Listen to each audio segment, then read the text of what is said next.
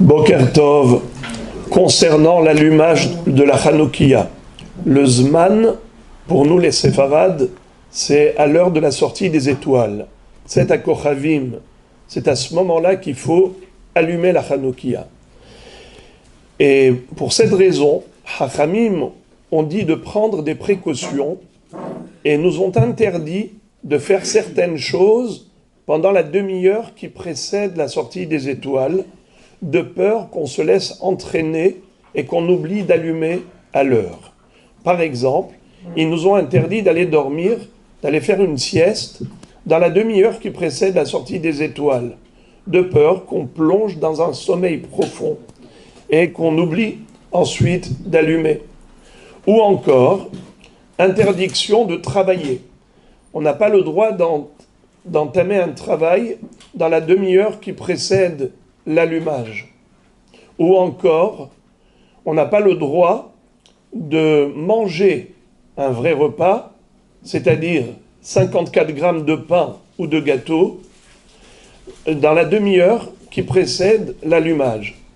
On a le droit, par contre, de manger autre chose que des céréales. C'est-à-dire le pain, c'est fait avec des céréales, les gâteaux avec des céréales. Autre chose, on peut, des fruits et légumes, mais pour les gâteaux ou le pain, jusqu'à 54 grammes. Et ce, pour quelle raison ? Parce que quand on commence à manger, eh bien, l'appétit vient en mangeant. Et on ne s'arrête pas, et on y va. Et l'allumage, c'est quand ? Non, t'inquiète pas. Oui, mais en attendant, on risque d'oublier d'allumer. Voilà pourquoi les Chachamim ont demandé de prendre ces précautions. Mais si on a mis un chômeur, un gardien, par exemple, si on a dit à quelqu'un, s'il te plaît, moi je vais aller faire la sieste, mais viens me réveiller à l'heure de la sortie des étoiles pour que je puisse allumer à l'heure. Ou bien, je vais manger, ou je vais aller travailler, mais tu es mon chômeur, tu es mon gardien. Dès que tu vois que l'heure est arrivée, tu viens me chercher. D'accord ? Eh bien, dans ce cas-là, c'est autorisé. On n'est pas obligé de s'arrêter une demi-heure avant l'allumage. Également pour l'étude de la Torah. On n'a pas le droit de commencer une étude à l'heure de l'allumage. Mais qu'en est-il de la demi-heure qui précède la sortie des étoiles ? Est-ce que les Chachamim nous ont interdit d'étudier la Torah de peur de se laisser entraîner par l'étude et que quand l'heure va arriver, on va s'oublier ? Non, ils ne nous ont pas interdit. Pourquoi ? Car l'étude de la Torah, c'est trop important.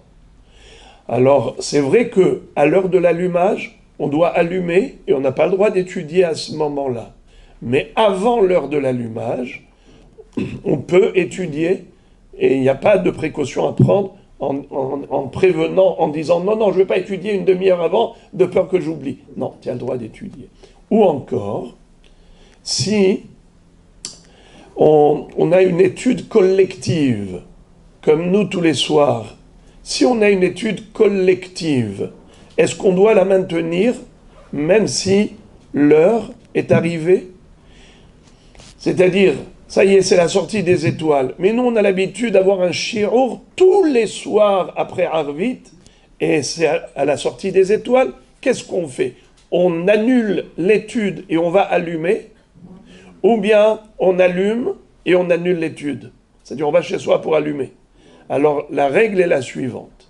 S'il est possible d'aller allumer chez soi et de se réunir après l'allumage pour maintenir le cours, alors dans ce cas-là, mieux vaut.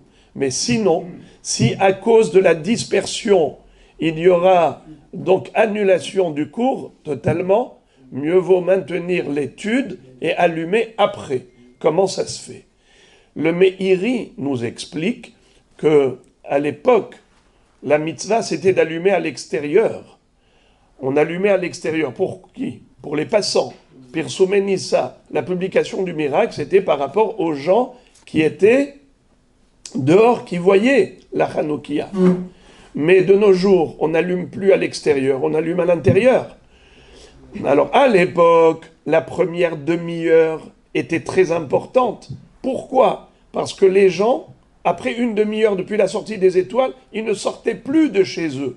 Les derniers retardataires rentraient chez eux à la sortie des étoiles, mais tout de suite, dans la demi-heure qui suivait, même les Talmudae sont rentrés chez eux.